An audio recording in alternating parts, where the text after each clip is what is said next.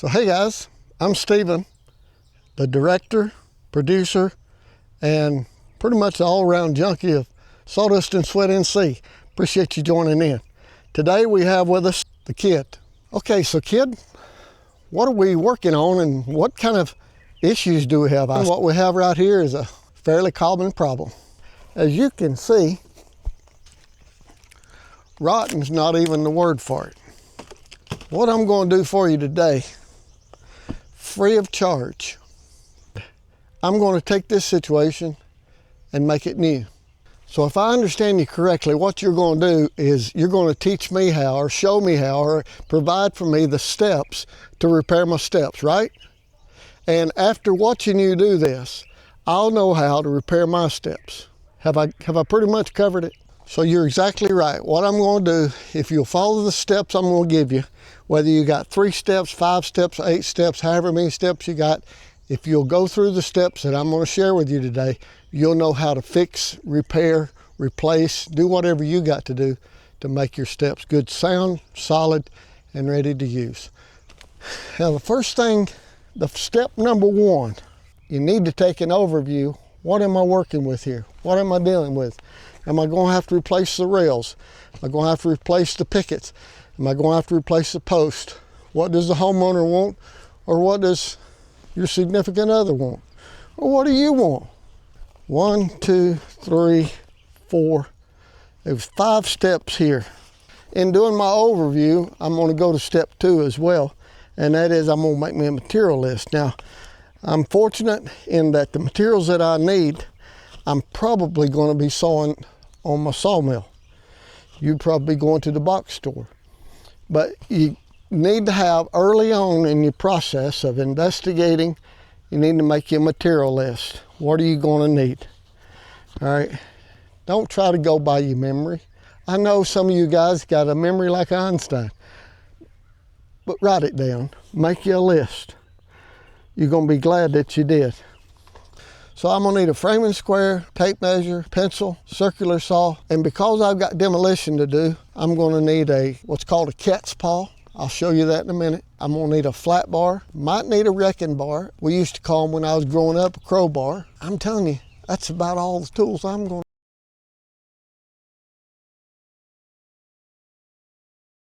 to need. Let's get her stripped down, get her down to the bones. Now the landing on this thing is a little bit different. You see right over there how it's, well, you probably can't even tell. But it slopes down. Concrete falls like that, it probably falls about 3 inches. And this had to be sloped down. If I didn't, I would have one more of a terrible trip hazard. I'm gonna pull these boards up, but I need to know how many of them and how long they are. We're gonna make some floorboards as well. Boy, that is rotten. See what I can do with what I've got right here with me, and then I realize what some of you are thinking. I don't want to tear this out because I got to put it back and I want to see how it looks. Trust me on this.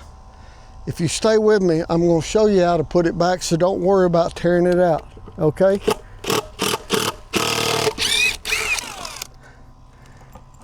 You can take it on.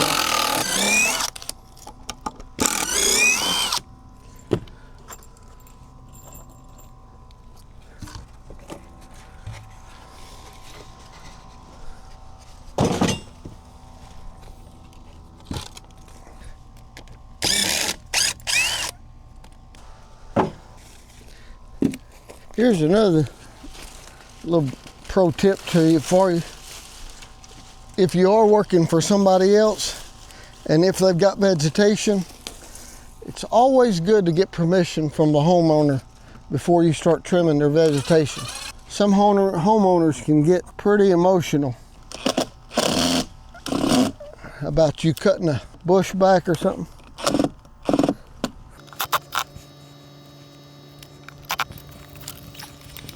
And I'll give you another little pro tip. In situations just as this, it's a good idea to be able to look out for wasp, build under the bottom of those steps, and creepy crawlers down in the ground.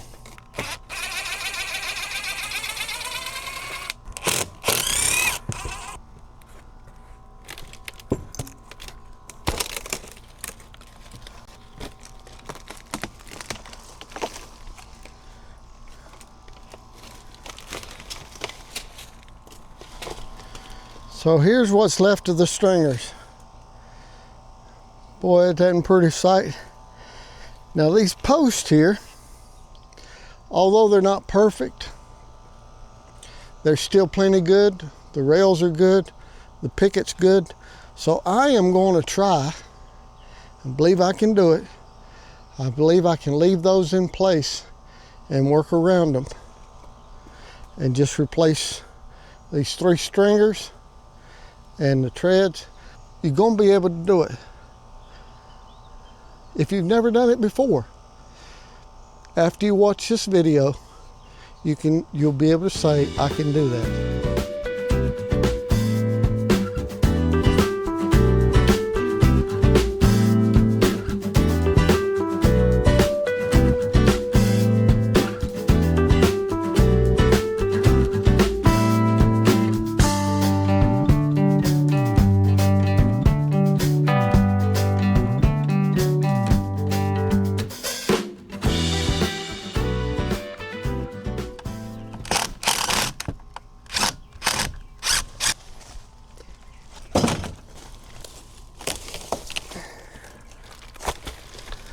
Alrighty, sports fan.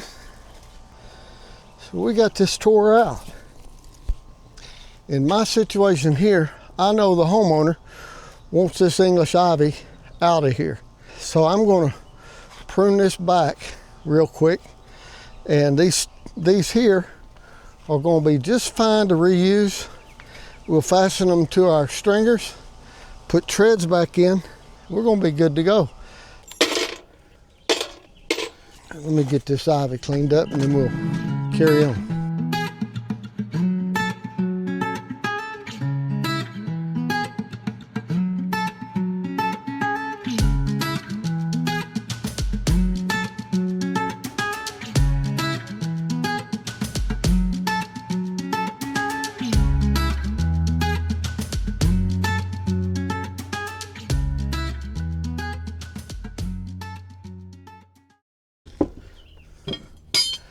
Now this is called a cat's paw.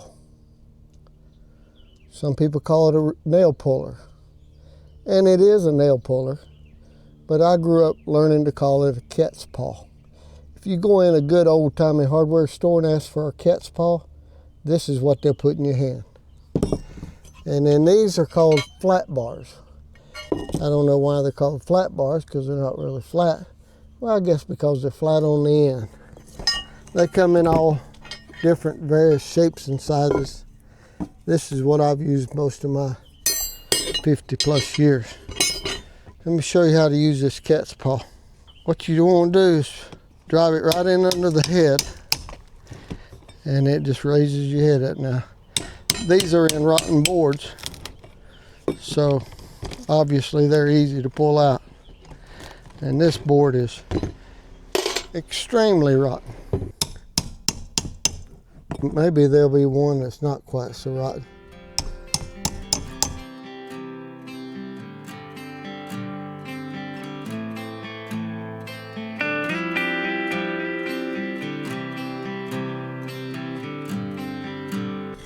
Oh yeah.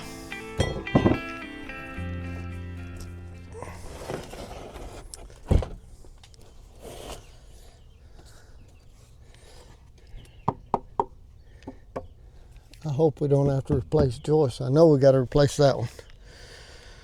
We'll do whatever we got to do though. Now trust me, this is a little pro tip that's going to save you something. When you're working in a situation like this, you got plenty of opportunity to lose a hand tool. Hand tools are expensive. You don't want to be losing them. Keep you a bucket, a wagon, something laying around somewhere so you can keep your tools together. Because if you don't, it's going to cost you time because you're going to be looking for it when you need it. And the second thing is it's going to cost you money when you go to the next job or whatever. And you say, where's my such and such? And you can't find it. And it's back up in here somewhere, never to be seen again. It's getting a little bit late in the afternoon. The kids have been involved with a few other things this morning. Got a late start, so get back on it in the morning. So let me share with you just another quick little pro tip.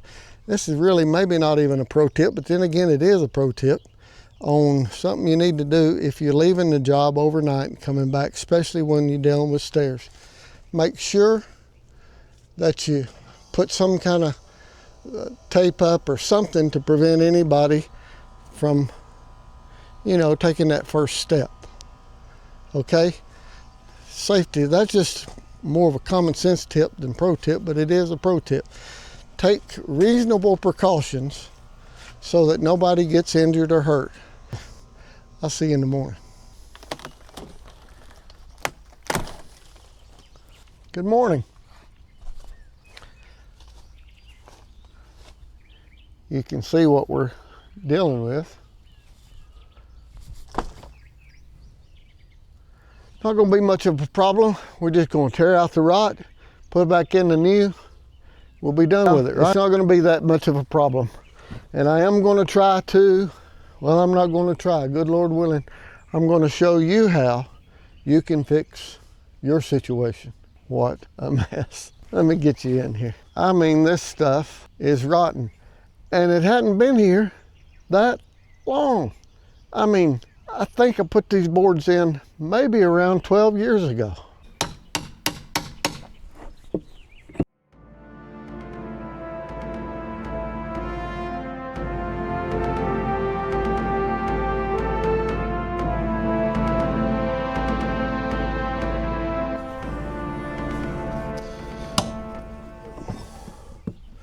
What I've found in demolition is that there's no one size fits all technique of how you want to do it. You just want to get it up, get it out, and get ready to put on the new. So whatever's easiest, whatever works best for you. Many times you can just take a sledgehammer, 2-pound hammer,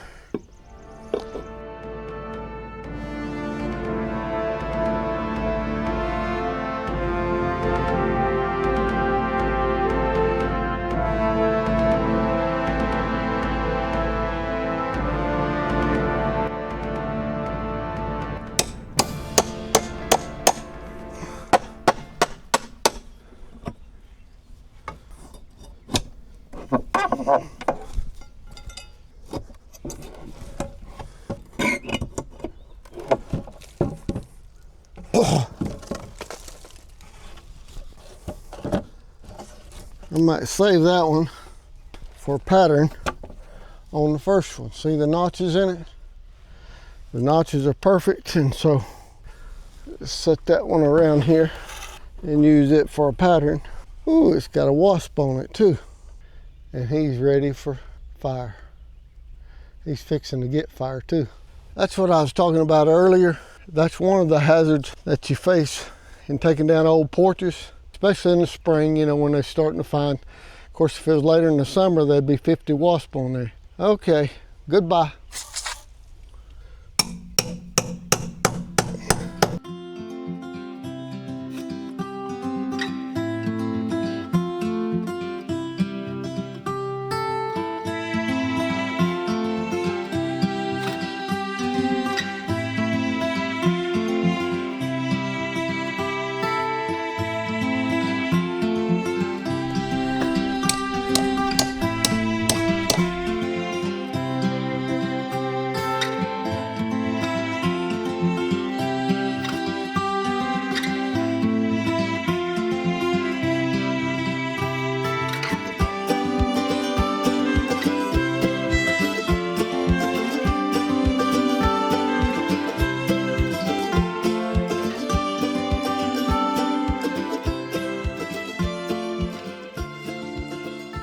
I want to pause right here and tell you something. This is another, I guess you might call it a pro tip. I made an initial assessment. That was step one. Step two, demolition going. Getting the tools out and getting demolition going. Well, step three is reassessing what you assessed it to start with. So I've got the floorboards off, and we was in worse shape than what we thought. And you will probably, in your project, you'll probably find a similar situation. You'll think, good Lord, this is bad. Well, that's the wonderful thing about this new treated lumber, you know. You want to put something in that's going to last, and then after 10 years or so, it's rotted to the ground. It ain't worth nothing. I'm tempted to just put back a masonry platform, but I'm not going to. And then, after I got the boards up, I've noticed this for a long time. This concrete right here has settled about 1.25 inches. And of course it's cracked. But I'm thinking about jacking that back up before I put these boards on here. Kids just gonna have to stop and ponder things for a minute. Decide what we're gonna decide, and then we'll move on. So I've given it a little thought. This concrete here that is settled, like I say, about 1.25 inches. I'm gonna see if we can jack that up a little bit, because it's just gonna keep settling. The ground underneath it is come out. So let's see what we can do here.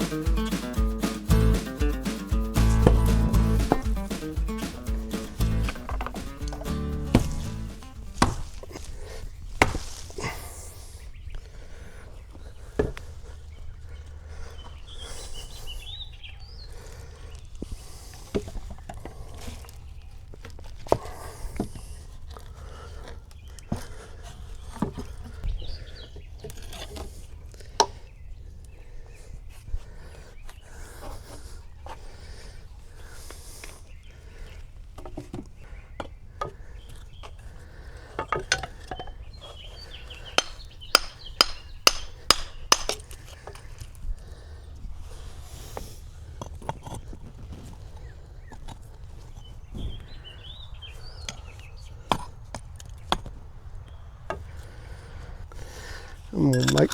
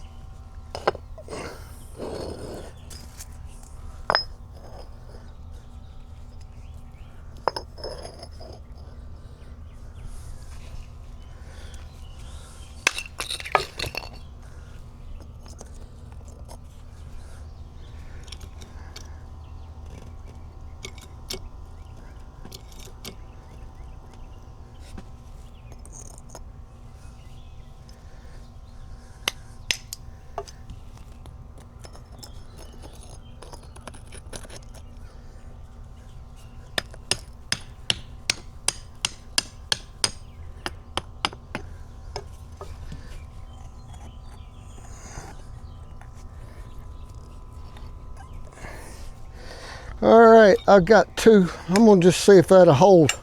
I sort of think it will. It may press down a little bit.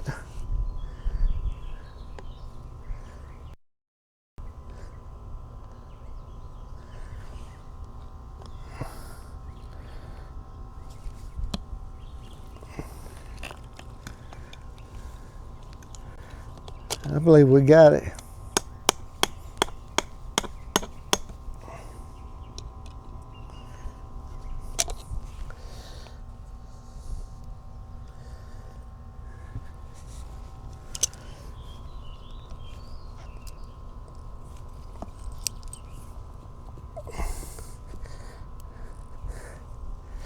This over here that obviously doesn't get any traffic on it, car traffic.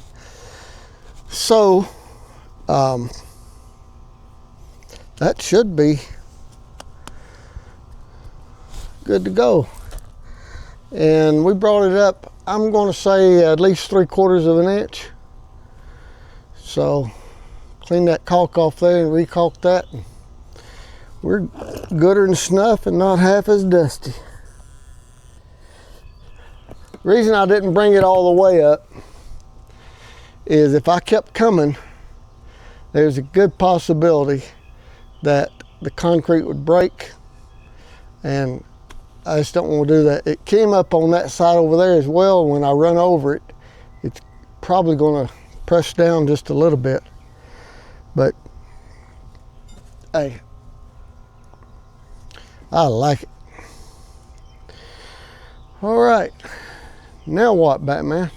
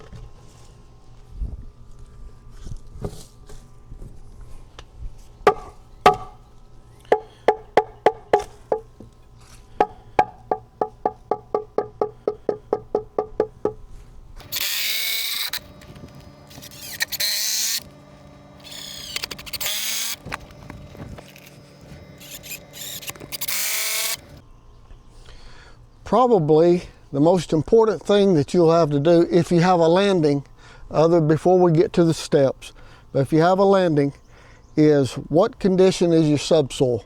What is your foundation for your porch, or in this case, a little landing?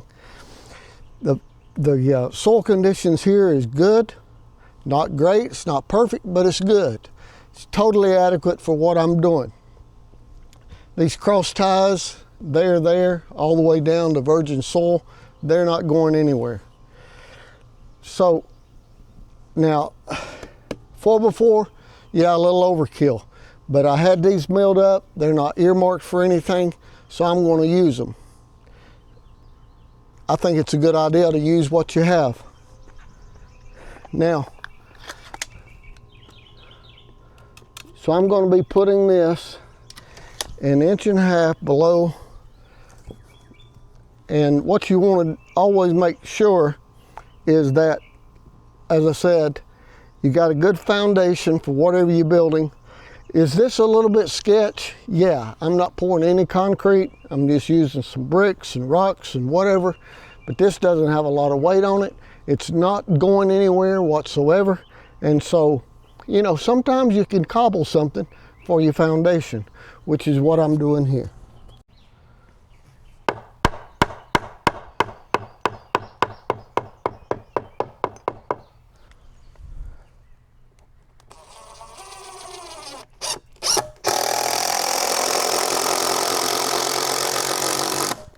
And all the floor joists are going to be and are brick reinforced one way or another.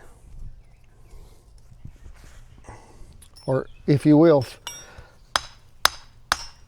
they're going to have a foundation.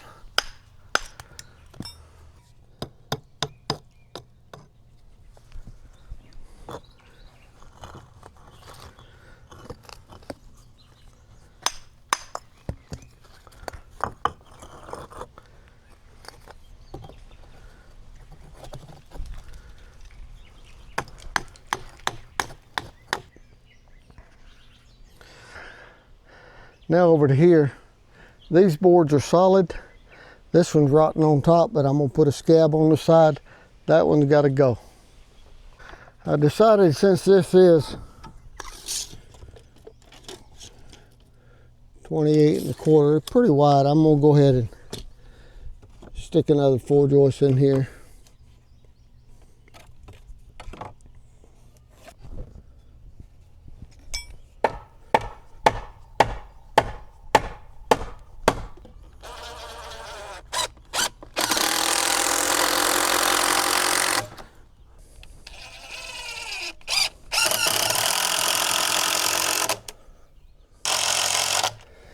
Alrighty.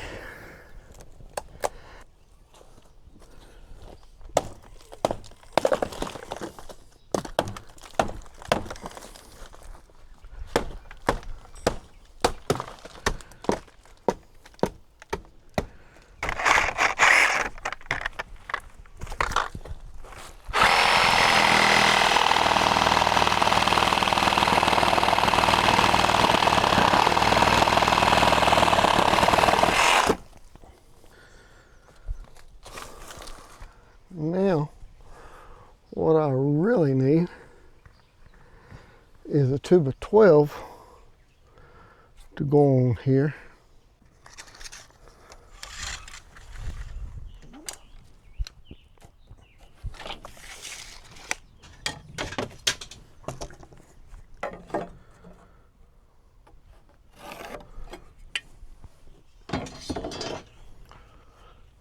Just a little tip on cutting a board like this. Well, let me show you what I'm talking about, cutting a board like this.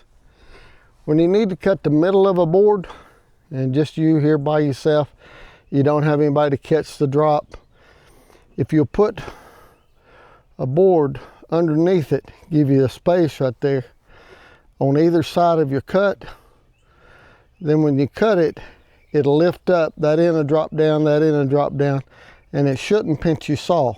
But you still want to have a good grip on that thing just in case. All right, let me see if I can demonstrate for you. If you wash the boards, it should go like that. And then the thing you want to check, you want to make sure that your blade doesn't see. If I didn't raise that blade a little bit, it might hit that bottom. So I'm going to just raise it up just a little bit. And now, see, it's not touching.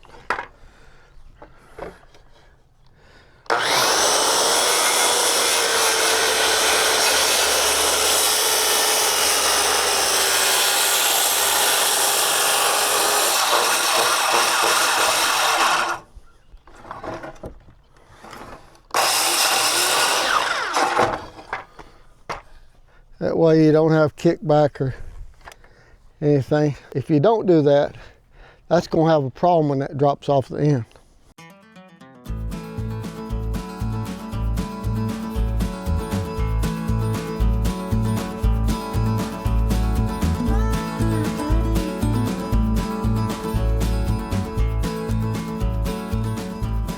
So now comes the part we've all been waiting for.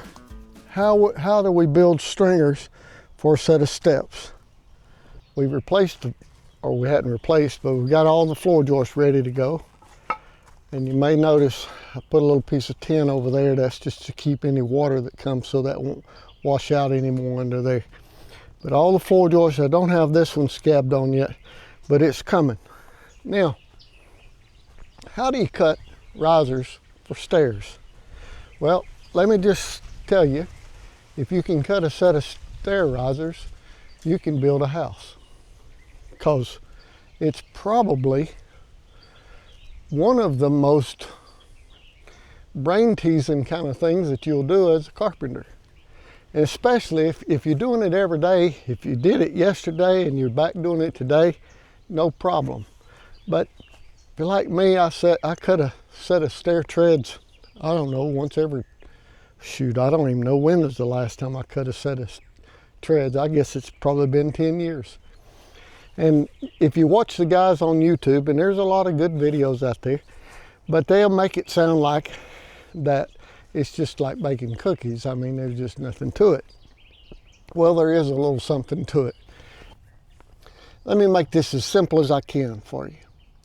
Two things you need to know: the rise and the run. The rise is How far is it from the floor up to the top of your tread, up to the top of your riser? Obviously, you need to know how thick your treads are going to be. You need to know how thick the flooring is, and that's going to dictate what you're going to do with the rise. But you need to get that measurement from down here to here, or to here. And you also need to get the run. How far is it from here to here? It's sort of hard to explain to somebody that's never done it, and that's what I'm trying to do. Let me just show you. I went ahead and cut this riser over here. All right. So I got the distance from here to where I wanted to end up.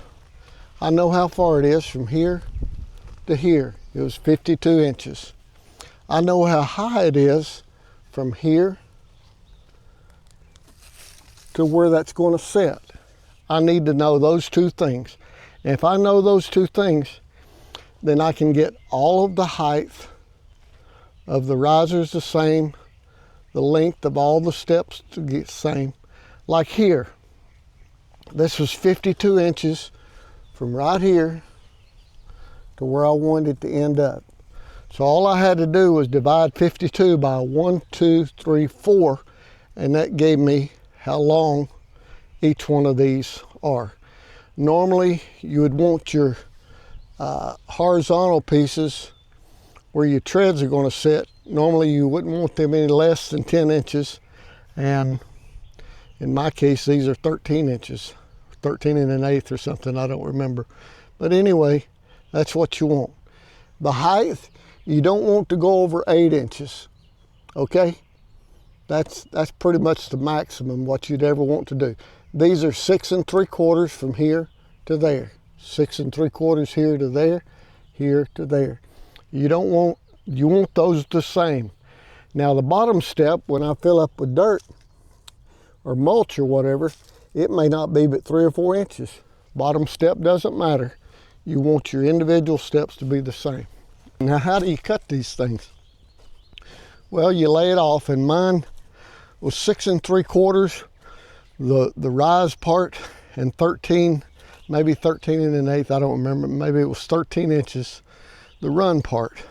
You can make a little block like this, and if you put the framing square on there, over here on this side, it would be 6 3/4, and over here on this side, it'd be 13 inches, okay? So you can make you one of these, and you can just put it on your board and slide it down through there. But you could just do that, do that, do that, mark that, and all of them be the same. Now what I find most people have trouble with is how do you start it and how do you terminate it? Well, this right here is how I'm starting this. Here's the flat part where the tread sits, and then this is at the same angle as what the riser is, right there, okay?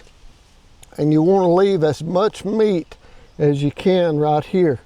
Even if, let me show you something. See how the end of this doesn't come out to an exact point? That's fine. Now it's better if it does, but if it doesn't, that's because the board had a little bow in it. It's the reason it terminated like that. But that's fine, because you see, the more meat you can leave here under the step, the stronger your tread is, or your riser, I'm sorry. So I'm gonna put in 3 risers, one here, one in the middle, one over there. I'm using 2x for treads. That's gonna be plenty strong. So I'm gonna cut these up, get them installed. The reason I want to go ahead and get them installed is because the way I'm fastening them, I'm screwing them in through this 2x12 right there. I can screw right now without having to crawl down here on the ground and try to come up from underneath. So I'll get this one here, that one there, and we'll be ready for treads. I hope that makes sense. You can do it. okay? You can do it. Just take your time, get your framing square. You only have to know two things. Primarily two things. Really, there's three things, okay? You have to know the rise. You have to know the run. Whatever flooring you're using at the top and at the bottom is also going to influence the rise, okay? That's how high up it's going to be. But just get them all the same. You know, take that, divide that number up, get them all the same. You might have to do a little head scratching on it. I ain't going to kid you. I mean, some of these YouTube channels, they really put it out there. You may have to scratch your head, and don't worry about that if it takes a little while. If it takes a little while, it takes a little while. But you'll get it. And once you make one, when you make your first one, and you cut it, set it up where it's going. Do a trial run on it. Make sure it looks right, make sure it fits, it's the right length, everything looks good. And then use that one to cut your other risers with. Okay, use it for a pattern. And then hopefully you should get all of them the same, and you're going to have good flat surface for your treads. Okay? If you have any questions, call somebody that knows more than me. That shouldn't be too hard to find. No, I'm just kidding. If there is any question, anything I can help you with, if you have a question, drop it in the comments there, and I'll do my best to try to get back to you just as soon as I can. Now, two other things I'll mention, okay? You want to cut these as accurate as you can to the line. Get them as smooth as you can so that all your risers will be the same. If you will, then you're just going to have a good set of stairs.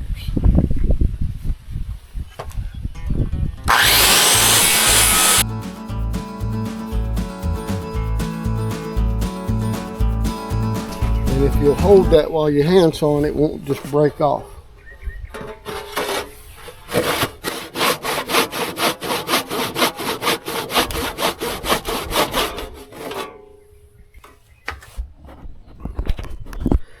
And what that's going to give you is a nice finish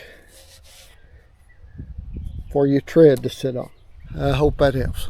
I'm going to get the rest of these cut up and we'll get them installed. So it's going to look something like this laying on your table. Okay.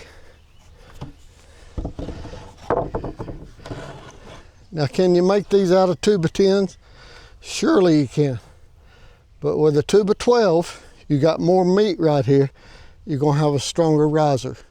And the fortunate thing that I have about these 2x12s, these are pre-2003 2x12s. So they got the good stuff in them. They'll last. So to take my pattern, put it right here, flush it up, scribe your lines, making sure you got a sharp pencil. Those what they call Carpenter pencils, those wide things, it's hard to get a good sharp point on those. Never have used them, don't want to use them. Another reason I don't use them, they don't fit very good in my ear.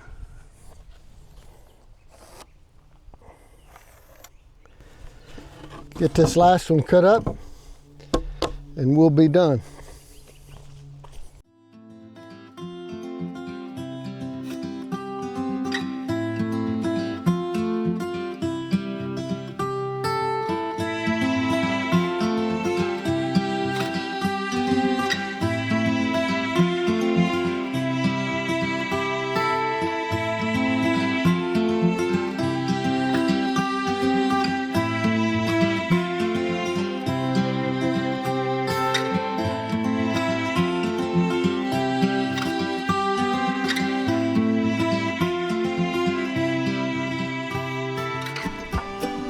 I'm just checking to make sure that these are level.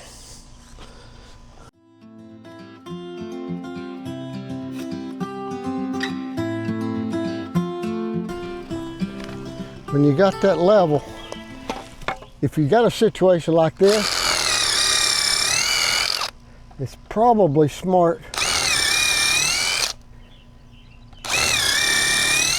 Because you spend a lot of time cutting these stringers, it's probably smart to pre-drill holes. Just a little pro tip, your risers need to be flat.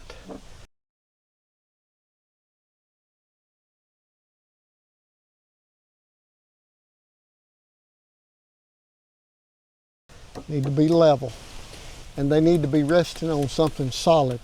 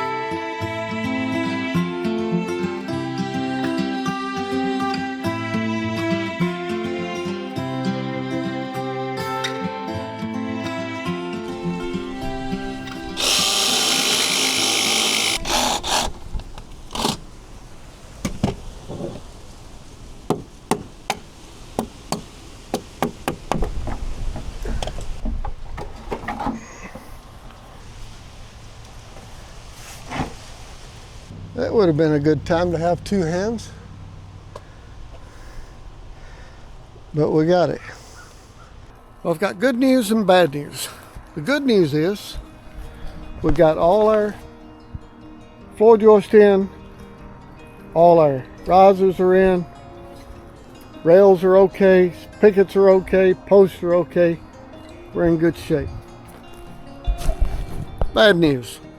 Bad news is I'm not going to have enough cedar that's consistent enough in thickness to finish out the landing and the steps and put a nose board on these risers. So unfortunately, and I don't know about you, but I just despise two-part videos. But unfortunately, I'm going to have to do a second part. So if you will be looking for it'll probably say something about sawing cedar for the steps or something, but I've got to get on that in the morning. The main thing is that this thing, and I just got these laying on here temporary, but this thing is solid. It's going to look good and be a nice little place to sit in the afternoon. Watch the garden grow. The turkeys come out of the trees. I had no idea this video was going to run this long. If I need to apologize, I apologize. I'll see you in the next one. Be looking for the cedar and we'll finish this thing up.